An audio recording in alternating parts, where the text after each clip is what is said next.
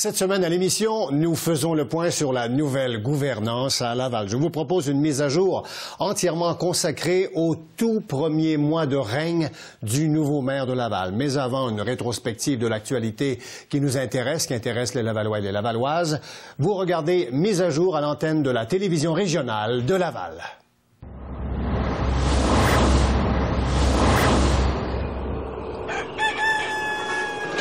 Cette émission mise à jour à l'antenne de la télévision régionale de Laval vous est présentée en partenariat avec l'Écho de Laval.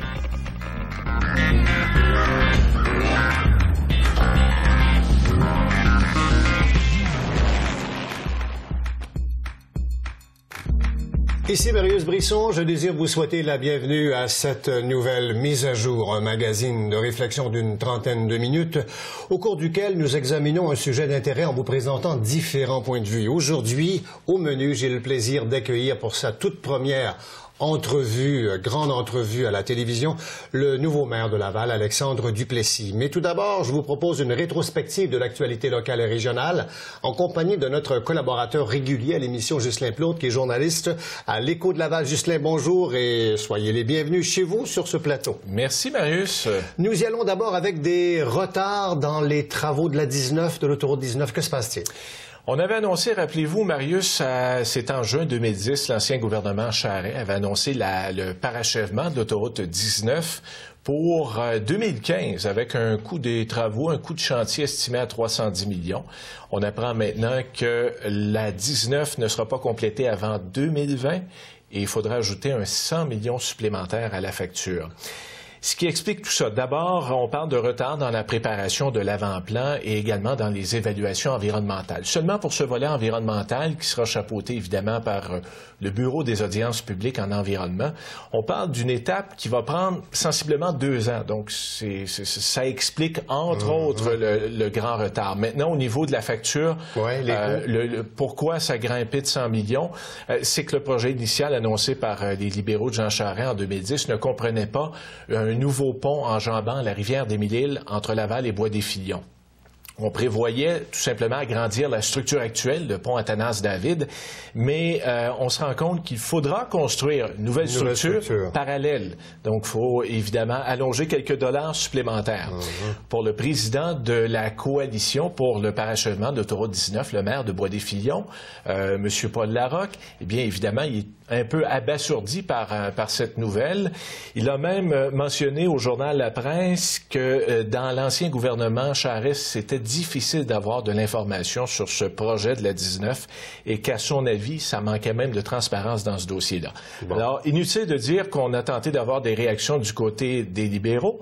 On est allé interroger le député de Chomédé, président du caucus des libéraux de Laval et surtout ancien adjoint parlementaire au ministère des Transports, Guy Ouellette, et lui a réfuté les accusations de Paul Larocque. Il a même dit de M. Larocque qu'il semblait avoir une mémoire sélective puisque le maire de Bois-des-Filions faisait partie de toutes les rencontres régionales sur ce projet d'autoroute 19 à l'époque. Donc, j'ai l'impression qu'on n'a pas fini de s'échanger la balle dans ce dossier-là. Magasin de sport, Sport Rousseau, s'est vendu, c'est Forzani qui a été racheté par Canadian Tire, qui est vraiment le grand propriétaire, là. Oui, Sport Rousseau, c'est une des bannières de l'entreprise et des équipements sportifs Pro Hockey Life qui détient 2 bannières au Québec. Sport Rousseau et aussi l'entrepôt du hockey, eh bien, ça passe aux mains de Canadian Tire, qui n'en est pas à ses premières activités dans le domaine sportif. Le groupe Canadian Tire, rappelons-le, a mis la main sur Sport Expert il y a près de 2 ans. Maintenant, on fait l'acquisition des équipements sportifs Pro Hockey Life pour un montant de 85 millions de dollars. Évidemment, on pense à Sport Rousseau, mais c'est 23 magasins, pas seulement au Québec, mais en Nouvelle-Écosse, en Ontario, Manitoba et en Alberta. Et le chiffre d'affaires de Pro Hockey Life est d'environ 100 millions de dollars annuellement. Très bien. Maintenant, parlez-nous de ce restaurant de glace qui fait son entrée, qui va s'installer au Centropolis. Oui, on aura donc un visiteur unique pour la saison hivernale. un restaurant de glace qui sera niché donc dans le Centropolis, sur l'avenue Pierre-Péladeau. Si tout va bien, évidemment, si Mère Nature collabore, le restaurant de glace devrait ouvrir le 3 janvier prochain et on pourrait là, poursuivre une opération jusqu'au mois de mars. Un restaurant qui, côté cuisine, sera assuré par le prestigieux chef de l'auberge Mont-Gabriel de Montréal, Éric Gonzalez. Donc, on ne parle pas d'un restaurant de cuisine rapide, mais de restaurant gourmet quand même. On servira notamment des repas gastronomiques. Repas chauds. 3 services. Oui, repas chauds, c'est le cas de le dire. Il y aura quelques couvertures également pour vous réchauffer. Donc, une activité unique qui aura lieu durant toute la saison hivernale, ici même à Laval, au Centropolis. Ouverture le 3 janvier à ne pas manquer. Et puis, il y avait des jeunes patinoires. Là, on aura le restaurant de glace au Centropolis. Merci. Si on veut d'autres détails, Ghislain? Tout à fait. Ben, vous consultez l'Écho de Laval, distribué tous les mercredis, des infos fraîches tous les jours sur notre site Internet, l'échodelaval.ca. L'Écho de Laval, présent également sur les réseaux sociaux Facebook et Twitter. Ghislain, j'en profite pour vous souhaiter de très agréables fêtes, de joyeuses fêtes, et merci de votre précieuse collaboration à Mise à jour. Merci de me recevoir sur ce plateau et de très joyeuses fêtes à vous également. Merci, Ghislain. Au revoir. Au revoir. Cette portion de l'émission Mise à jour à l'antenne de TVRL vous est présentée en collaboration avec l'Écho de Laval. Cette semaine, à l'émission Mise à jour, j'ai le plaisir de recevoir sur ce plateau, dans le cadre d'une entrevue exclusive, le nouveau maire de la ville de Laval. Il s'agit du plus jeune maire qui a dirigé la 3e plus grande ville du Québec, donc le plus jeune de toute l'histoire.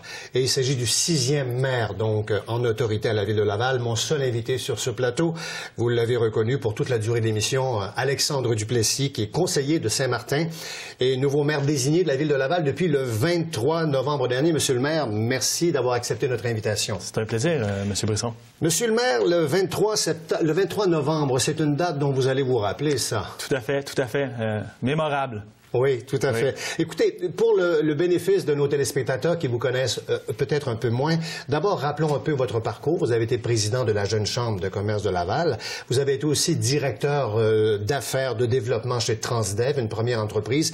Et vous avez été muté il y a peu de temps chez EBI Énergie. Exact. Vous êtes âgé de 42 ans, vous avez grandi, vous avez étudié à Laval et vous élevez maintenant vos propres enfants dans la ville de Laval. Donc, vous êtes un vrai Lavallois. Vous êtes en politique, Monsieur Duplessis, depuis 2005, à l'invitation de Monsieur Vaillancourt, et vous êtes conseiller de Saint-Martin. Vous avez été d'abord membre associé du comité exécutif de la ville de Laval, donc l'instance décisionnelle suprême, et vous êtes devenu membre à plein temps, si vous voulez, donc depuis 3 ans environ. Tout à fait. Depuis 2009, après l'élection de 2009. C'est un parcours extrêmement intéressant. Et à la ville de Laval, vous dirigiez les dossiers de la jeunesse, du sport, de l'environnement, des médias aussi, tout ça? Immigration et communauté culturelle, l'urbanisme, tout le développement de la municipalité, donc plusieurs dossiers également. Bon. Donc, depuis 2005, vous êtes en poste, vous êtes maire depuis seulement 1 mois. Les choses vont vite, ça va vite, hein? Très vite, mais très bien. Oui? Oui, tout à fait. Très heureux dans un premier temps d'avoir remporté cette élection auprès de mes collègues il y a environ 1 mois, tout à fait. Oui. Très fier, mais également très serein dans cette décision-là, dans ce positionnement-là. Je me sens très, très bien et je me sens tout à fait à ma place. Donc si on revient sur l'élection comme telle, 15 conseillers du PRO à l'époque, parce que le parti n'était pas encore dissous, ont voté pour vous. Il y en a 3 qui ont voté contre. Est-ce que vous connaissez les gens qui ont voté contre vous? Oui, à peu près, parce que les gens m'en avaient parlé un peu. Certaines personnes n'appuyaient pas ma candidature, donc oui, ça s'est parlé. Est-ce que ça vous a fait quelque chose de ne pas avoir l'unanimité? Pas du tout, pas du tout. Je trouve ça tout à fait correct que les gens ont pu s'exprimer correctement. Donc, c'était vraiment une démocratie. Nous avons créé une mini-démocratie autour de nos collègues, de mes collègues. Et c'est tout à fait correct. Je pense que n'ayant plus de parti, les choses changent, l'administration change, ma façon de diriger aussi change et se crée aussi des gens qui ne sont pas nécessairement d'accord avec nos décisions, mes décisions. Et c'est tout à fait correct que les gens puissent s'exprimer. Est-ce que vous avez réussi, est-ce que c'était dans vos intentions, dans votre désir de le faire, M. Duplessis, de refaire l'unité de cet ancien parti, disons, des indépendants, des 20, 21 indépendants, sauf... De refaire l'unité, Je ne suis pas tout à fait dans cette orientation. Bien sûr, ça va me prendre le consentement. Je veux avancer les dossiers en équipe. Moi, j'ai toujours travaillé en équipe. Je suis un gars d'équipe. Donc, on va vraiment échanger plus, beaucoup plus d'interrelations avec les dossiers, avec nos opinions, avec notre vision de la municipalité. Donc, ça va être vraiment un changement de direction, un changement d'orientation de direction. Bon, justement, il y a des gens qui disent qu'il n'y a rien qui a changé. Les mêmes membres du comité exécutif sont là, sauf Mme Clermont qui vient de se greffer au groupe, que c'est du pareil au même. Vous, M. Vaillancourt, d'ailleurs, on a dit que vous étiez le dauphin de Gilles Vaillancourt. Comment vous réagissez par rapport à cela? Bien, au niveau du dauphin, je crois qu'on a tous passé par la même école. C'est M. Vaillancourt, à l'époque, qui a recruté chacun de nos membres, chacun des gens du parti. À différentes époques aussi également. Je ne suis pas plus le dauphin, moi, qu'un autre. Je me suis jamais vu non plus comme ça. J'ai toujours eu à cœur la vie de mon quartier, mes citoyens de mon quartier, maintenant la population au complet de Laval. Donc moi, je suis là pour les gens, pour les Lavallois. Je vois pas du tout pourquoi je ferais plus le dauphin qu'un autre membre du conseil. Ah bon, d'accord, parce que ça a circulé beaucoup. Je voulais que vous fassiez au moins la mise au point là-dessus. Lorsqu'on dit que les choses ont changé à l'Hôtel de Ville, M. Duplessis, vous êtes un jeune maire à 42 ans, vous avez des idées, vous avez une vision que vous voulez maintenant imposer. Dites à nos téléspectateurs en quoi les choses ont changé. Bien, on en a parlé un peu brièvement. Nous avons plus de parti, donc je siège maintenant avec 20 indépendants au sein du conseil. Les gens vont être beaucoup plus redevables, beaucoup plus libres d'exprimer leurs idées, leur opinion, leur vision, puisqu'effectivement, il n'y a plus de ligne de parti. Donc, les gens sont vraiment remis à eux-mêmes ou à leur perspective ou leur vision. Donc, ça, c'est vraiment une première façon de gérer. Il n'y a plus une unité globale qui avait le parti. Parce qu'auparavant, avec l'administration Vaillancourt, c'était une autre affaire. Le maire emmenait large, toutes les décisions arrivaient sur son bureau et c'était difficile de s'opposer ou de manifester une voix divergente. Ça va changer, ça? Mais il y en avait déjà des voix divergentes, mais on le traitait vraiment plus en caucus. Donc, il y avait quand même une unité après le caucus. Mais les gens participaient quand même à la prise de décision et c'était correct. Mais je vous dirais que maintenant, ça va être élargi. Beaucoup plus de responsabilités envers mes collègues. Et ça, c'est important. D'ailleurs, en présentant le budget, on va revenir tout à l'heure, vous avez innové, vous avez décidé de rencontrer les citoyens avant les gens d'affaires. Ça, c'est une chose qui milite en votre faveur, disons. Maintenant, revenons sur cette histoire de corruption, de collusion. Vous avez été directement dans le cercle du pouvoir du comité exécutif depuis 2005. La question qui tue, la question que je pourrais vous poser et que je vais faire, c'est vous n'avez rien vu passer? Non, pas du tout. Vous ne soupçonniez rien? Pas du tout, pas du tout. Encore, jusqu'à aujourd'hui, ce ne sont que des allégations et je suis les nouvelles comme vous également sur les cas ou les allégations contre M. Vaillancourt. Mais effectivement, nous, à la municipalité, au niveau des dossiers, au niveau de la prise de décision, en aucun temps, on n'aurait rien pu voir. Si jamais ces allégations, bien sûr, sont véridiques, là, mais en aucun temps, pour nous, les dossiers étaient bien montés, la structure était tout à fait correctement, les décisions que nous prenons étaient les meilleures décisions avec les informations que nous détenions. Donc, en aucun temps... Mais Lino Zambito, qui dit à la commission Charbonneau que 2,5 % des contrats vont au maire Vaillancourt, ça...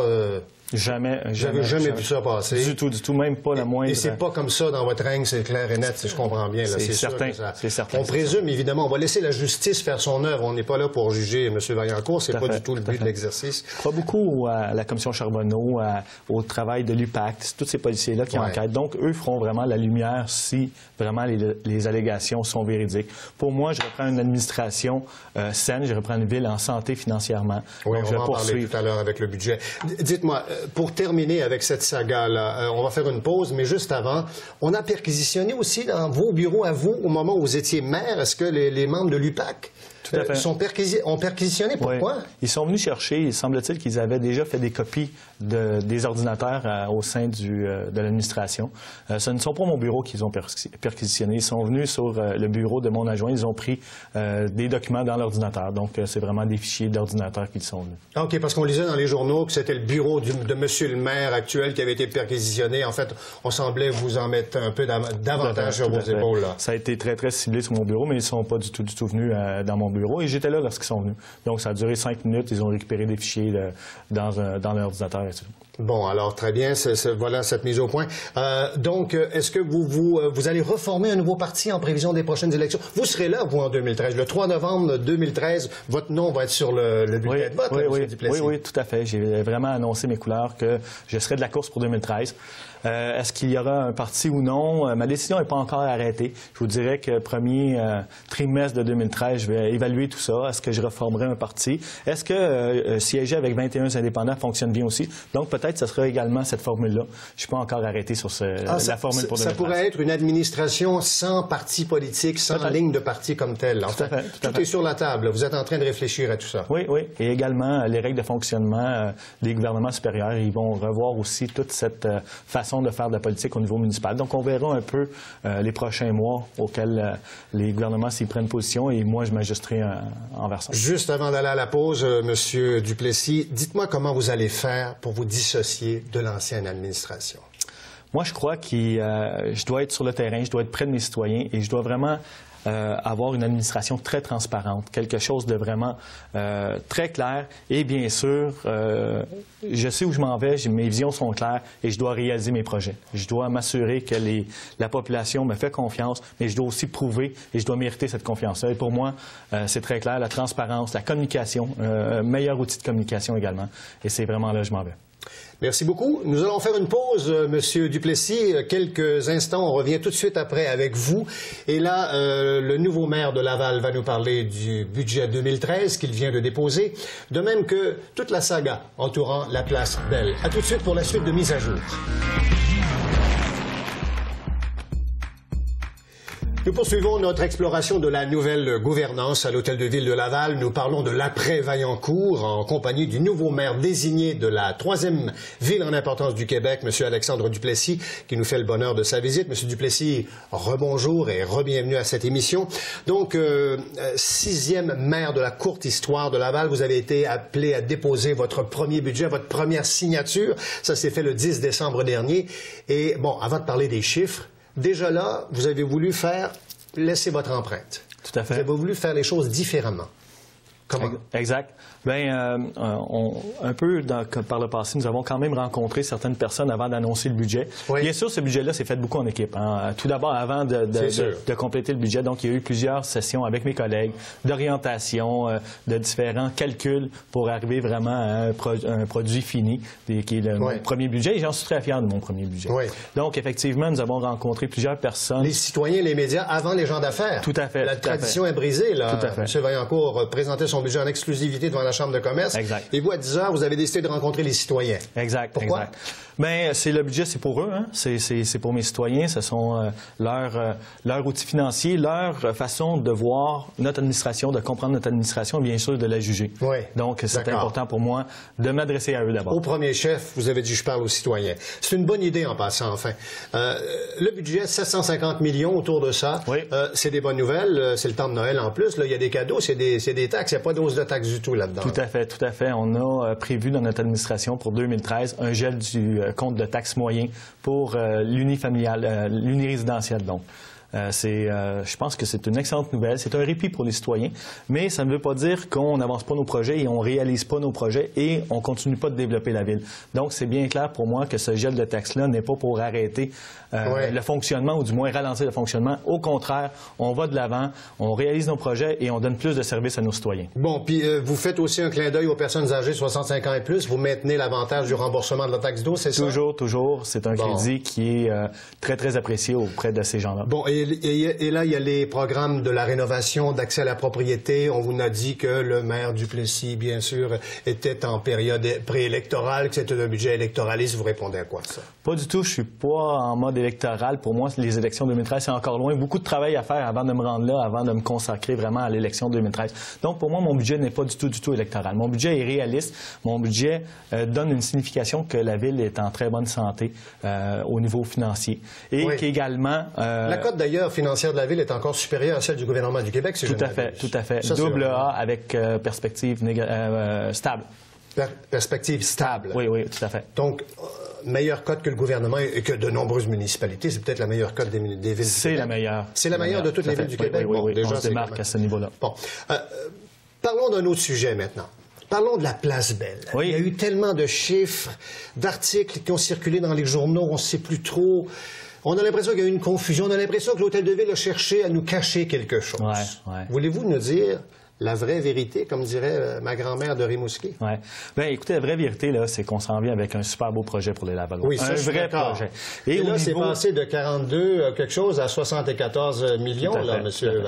Expliquez-nous cet écart-là. Où y était le 30 millions, là? 2 étapes importantes dans ce cheminement-là de projet. Premièrement, le projet a évolué. On est parti d'un amphithéâtre de 7 500 places à 10 000 places. Oui. Et ça, sur la glace principale, parce que bien sûr, dans ce projet-là, il y a 2 autres glaces également. Oui. Sur la deuxième glace, la glace olympique, on est parti de 500 sièges et on l'a monté également à 2500 sièges. Donc, le projet a quand même évolué à ce niveau-là. Oui, mais on a toujours parlé de 120 millions quand même au total. Là. Nous sommes toujours à 120 millions également. C'est juste que ce projet-là... Mais à l'époque, rappelez-vous, c'était pas 120 millions, c'était 96 millions lorsqu'on avait le projet initial. Et là, on l'a monté avec ce projet-là à 120 millions. Okay. Donc, cette partie-là a été payée déjà parce que j'ai déjà fait le chèque au nom des Lavallois. Donc, ce bout-là, entre le 96 et le 120 millions, c'est une proportion qui a été augmentée au niveau des Lavallois. Le chèque que vous avez fait, c'est un chèque de 73,9 millions. Exact. Vous deviez faire un chèque de 42. Exact. Donc, le premier différentiel est entre le 96 millions et le 120 millions de l'évolution du projet. D'accord. La deuxième étape auquel les Lavallois ont contribué au niveau additionnel, c'est le gouvernement, rappelez-vous, fédéral avait déjà promis un 15,8 millions. Si les Bulldogs de Hamilton ne s'installaient pas sur la glace, quand ils ont appris la possibilité, ils ont dit on se retire. Si jamais ce sont les Bulldogs. Je comprends. Une équipe professionnelle. Tout à fait. Tout à fait. Alors là, ils ont retiré leur bille, la Ville a été obligée de compenser. Tout à fait. Ils ont retiré leur bille. Ce qui est important à préciser là-dedans, c'est que ces argents-là sont toujours promis pour les Lavallois, mais pas dans un type de projet comme l'amphithéâtre. Donc, on aura quand même des subventions qui viendront du fédéral pour d'autres projets que nous réaliserons sur le territoire. Donc, cette partie-là, encore là, c'est la Ville de Laval qui a assumé ce 16 millions-là additionnel, qui nous donne un total de 73, quelque chose millions. Et la portion du gouvernement provincial a toujours été la même à hauteur de 46,4 millions, quelque chose comme ça. Okay. Donc, pour nous, le budget a toujours toujours été de fonds publics. Mais Evenco a rajouté 12 millions. Oui. Le projet passe de 120 à 132 à ce moment-là. Oui. Mais ce qu'il faut s'assurer là-dedans et bien comprendre, et c'est pour ça qu'il y a eu plusieurs chiffres de lancée, mais ce qui est important à comprendre là-dedans, c'est que l'amphithéâtre en construction va coûter 120 millions de dollars, pas un sou de plus. Et cette partie-là sera payée par les Lavallois et par le gouvernement provincial. OK. La seule différence, c'est que l'argent payé par les Lavallois a augmenté d'à peu près 30 millions. Là. Ça, tout à fait. Mais le projet reste toujours à 120 millions, c'est ce que vous nous dites. Tout à fait. Il n'est pas à 120, il est à 132, puisqu'Evenco rajoute 12 millions pour le tableau d'affichage puis les loges. Tout à fait. Et également, nous aurons des revenus supplémentaires avec les noms, les droits de nom qu'on appelle là, sur l'amphithéâtre, qui sera un partenaire qui est Bell. Monsieur le maire, vous êtes dans la chaise du maire de Laval. Trouvez-vous que ce dossier-là a été bien géré, vous? Oui, tout à fait. Parce que le directeur général de la Ville dit que le montage financier a été mal fait. Non, pas du tout. Le montage financier a évolué. Comme je vous dis, le projet a évolué. Le montage financier a évolué pour plusieurs raisons. Rappelez-vous un peu, si on compare à l'amphithéâtre de Québec, auquel ils ont eu droit, à un congé de taxes. Nous, on a toujours pensé que le gouvernement nous donnerait également cette exemption-là, ce qui ne nous a pas été capable de faire du moins jusqu'en date d'aujourd'hui. Donc, bien sûr, le calcul financier a évolué là-dedans. On pensait qu'on serait peut-être compensé dans les taxes. Donc, il y a eu plusieurs façons de le calculer, mais ça n'a pas été mal fait du tout. Ça a été évolutif. Donc, il faut quand même ajouter à tout ça un 4,9 millions pour le terrain, le nouveau terrain, parce que le nouvel emplacement va être du côté est de l'autoroute 15. Oui. Donc, on ajoute encore 4-5 millions donc, de la part de Laval. Ça veut dire qu'on se retrouve à peu près à 80 millions. Bien, merci des explications, M. Duplessis. J'espère que c'est un peu plus clair, parce qu'effectivement, il y a plusieurs chiffres là-dedans, plusieurs calculs à faire, mais ce qui est important, comme je vous dis, M. Brisson, c'est de retenir le 120 millions de coûts de construction auxquels nous ne dépenserons pas ça. Parfait. Donc, nous allons faire une pause là-dessus. Le temps de digérer tous ces chiffres-là, et nous revenons tout de suite après, Madame, Monsieur, avec les grands projets du nouveau maire de la Ville de Laval, et pourquoi pas ses vœux de joyeuses fêtes. À tout de suite.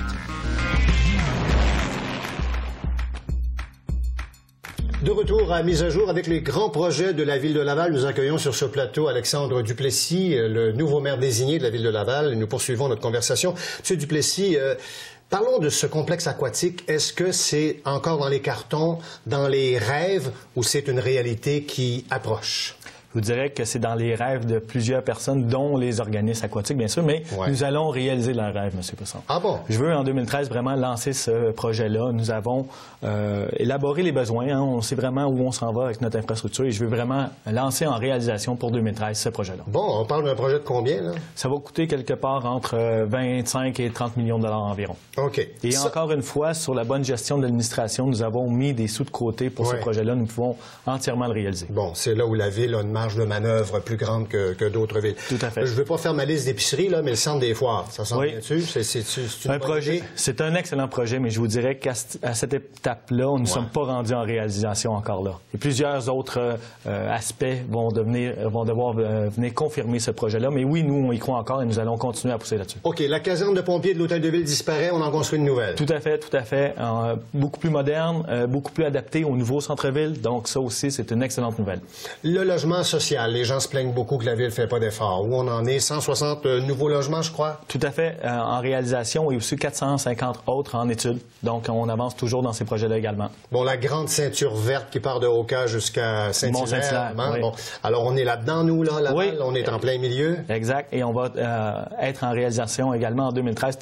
Très beau projet sur l'île de Montréal et très beau projet en entier, mais bien sûr, il y a un corridor assez important sur l'île de Montréal. 3,2 millions qu'on va investir cette année. Puis on parle d'à peu près 5 millions pour les autobus. Ça, c'est intéressant, le transport en commun, le transport collectif. Oui. C'est du renouvellement d'équipements, donc des nouveaux autobus pour être sur notre territoire. Mais ce qui est important à dire, c'est nous avons fait partie d'un projet pilote. Et l'autobus électrique est enfin arrivé à Laval dans nos garages. L'autobus électrique? Oui, c'est un projet pilote auquel on travaille depuis un peu plus d'1 an. Elle était en réalisation, en conception. Elle est donc arrivée, j'ai eu confirmation la semaine dernière qu'elle était arrivée sur le territoire lavallois, donc sous peu dans les rues de Laval. Ah bon, entièrement électrique? 100% électrique. Pas de bruit, pas de pollution, pas de traces écologiques, absolument rien. On est à l'avant-garde, là. Oui, tout à fait. C'est un projet pilote quand même. Il faut s'assurer que cet autobus-là est adapté à notre climat, à nos habitudes de transport, mais bien sûr, on va de l'avant dans ce projet-là. Monsieur le maire, qu'est-ce que je devrais vous souhaiter en 2013? Je vous dirais de réaliser tous mes projets, mais j'y compte bien le faire. Parce que c'est une grosse année pour vous, là. Oui, c'est une très grosse année, mais je le vois avec... Une année électorale. Oui, beaucoup de positifs et cette passion-là qui m'anime. Alors, je le vois très, très bénéfique. Monsieur Alexandre Duplessis, 6e maire de la ville de Laval, je vous souhaite de très agréables fêtes. Merci beaucoup d'être venu sur le plateau de Mise à jour et d'avoir expliqué clairement, aussi spontanément et franchement votre position. Merci infiniment. Madame, monsieur, on revient avec le mot de la fin dans un instant.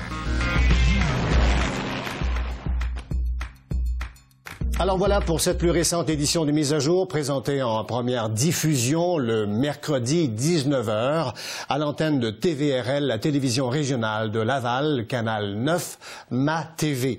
Pour les rediffusions, je vous invite à nous appeler, consulter les journaux locaux ou naviguer sur notre site web. Et puisque vous y êtes sur le site web, vous pouvez regarder l'émission depuis votre ordinateur, c'est très simple. Section Web Télé, vous cliquez sur MAJ pour Mise à jour. Ici, Marius Brisson, Madame, Monsieur, au nom de toute l'équipe de la télévision régionale de Laval, je vous souhaite de très agréables fêtes et on se retrouve avec grand plaisir en janvier.